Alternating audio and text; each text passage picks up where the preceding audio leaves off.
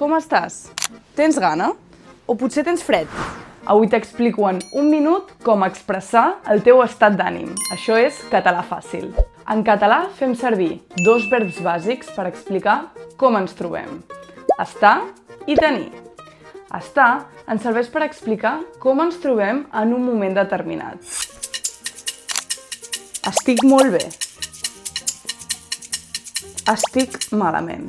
Estar és un verb irregular i això vol dir que l'hem d'aprendre a fer servir de memòria. Jo estic content. Tu estàs enamorat. Ell està cansat. Nosaltres estem enfadats. Vosaltres esteu tristos. Ells estan malalts. El verb tenir, en canvi, s'utilitza per les sensacions del cos o necessitats. Fixeu-vos en totes les seves formes. Jo tinc calor. Tu tens gana. Ell té set. Nosaltres tenim fred. Vosaltres teniu gana.